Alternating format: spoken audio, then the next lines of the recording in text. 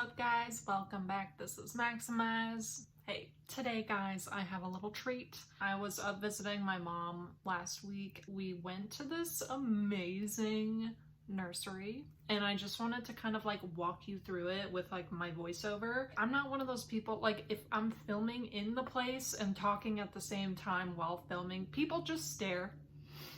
So let's get into the tour. So the first thing that I was struck by when I walked into this place, I mean, it was just so like overwhelmingly beautiful. It had a huge outdoor space and it was just absolutely covered in plants like everywhere. I mean, that's every nursery, I guess, but this was just crazy, okay? It was just like extra like, wow, like stunning. It was very clean. I was really struck by this weird fern I saw. It was like a weird zigzag type of fern. I don't even know what kind it was, but I was just like, what is this creature in front of me? Because I'd never seen anything like it. So I wish I had like a garden to put all these things in, but I don't think it would thrive in a house. I think it's more of a landscapey energy. And then right after that, I saw this amazing like yellowy white umbrella tree. It just looked absolutely gorgeous. It's like umbrella tree goals. And then right next to that, there was like this Schefflera alpine, super tall. It was like 5 feet tall. And I was like, why can't I have these things? Why can't I have this in my home? Because I got a Schefflera alpine a really long time ago, but I keep accidentally like snipping off the new growth. I don't know what it is. It's not even like that fragile. It's just sometimes I'm like moving it and then all of a sudden I hear a snap and it's of course the new leaf that's coming in and I snapped it off. But anyway, so that's why my Schefflera alpine is taking forever to grow. There were also tons and tons of beautiful like blooming flower plants that usually go in like outdoor pots or something, like on a front porch or patio or whatever, a balcony. They just had tons of things in bloom. For some reason, I'm always drawn to the purple potato vine. It's just so sweet and cute and grows really aggressively and apparently is very, very hard to kill, which is like all great things. And then right after those blooming flowers, there were 300 of the biggest monsteras I've ever seen in one viewing, in one eye gaze. I don't know how to say that. They were all in perfect condition. They all had huge leaves and they were only like $40, which for a huge monstera is like not that bad, right? Maybe I'm wrong. Then we were walking by these beautiful alocasias, but they seemed to be struggling really hard. I don't know what it was. I think it was because they were being kept outside and maybe the sun was like a little too intense wherever they were. But these green alocasias, they just looked like a little fried. But then right next to it, I saw the black alocasias, which are so hard to come by, and I was like really tempted to get them. But again, they looked really fried. So I was like, well, I don't want to get a fried burnt up one, you know. But anyway, they were gorgeous regardless. Like alocasias in general are just super cool, so they're just very tropical. And then I saw a whole set of paper aureolias with like white edging on the sides of the leaves, and it looked really, really cool. But I have been there, done that with aurelia plants, and they die for me. They die. Especially inside. I think they're more of a shaded outdoor plant. Like I don't think they can handle the indoor vibe at all. The energy, it's just not for them. And it's like, you know, that's fine. That's your life. You don't have to live in my house, you know, but you are beautiful and I respect you. So just want to say that to aureolias out there. And then guys, I saw the biggest Euphorbia rubra I've ever seen in my life, because I was always like, what is my plant gonna end up looking like? You know, can it really get to a decent size? Because mine is like pretty short right now. And it also had 3 little sprouts on the top similar to mine, and it was just really, really cool to see. So that made me like really stoked about what my plant can become if I don't kill it.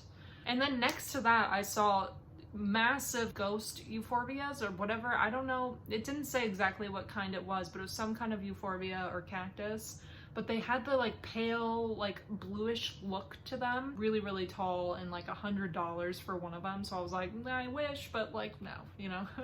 And then right before heading inside, like in their indoor section, they had the biggest strawberry rubber trees I've ever seen in my life. You know, I've seen the variegated ones, I've seen the black rubber trees. I've yet to see like strawberry rubber trees that were that big. I really wanted to just kidnap every single one of them, but I didn't. Then they had, I don't know how they do it. I don't know how they do it, guys, but they had like 15 gorgeous desert rose plants that were all blooming, and they had the most beautiful little trunks and leaves. Why are you so good at this? I mean, it is their job, but I also have a desert rose, but it doesn't look anything near what those did. I think it still has maybe several hundred more years before it gets to that. And then I saw the most beautiful string of turtles. Like, they had all the strings out. They had the string of hearts, they had the string of turtles, the string of coins, the string of pearls.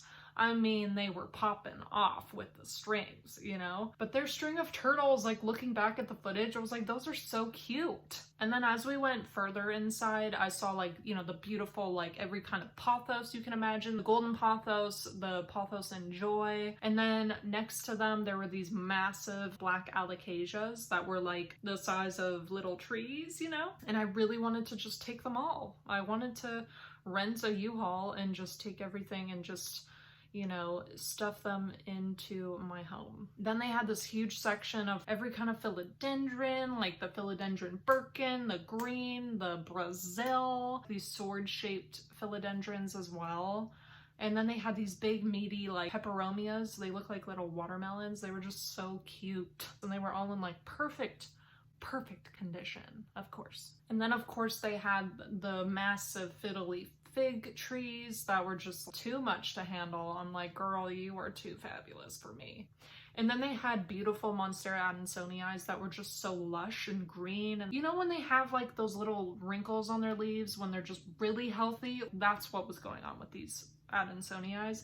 I was just like, ah, I had to applaud. And then they had those cute little heart succulents where it's just like a little heart stick thing in the dirt. But I don't even know if those grow like beyond the heart in the dirt thing. If you know more about those, let me know, but very cute. And I've also never seen those in person. They had a lot of rare types of plants that you always see on Instagram or whatever, and you're like, wow, like that's cute, but like I've never seen those. They had all of them at this place.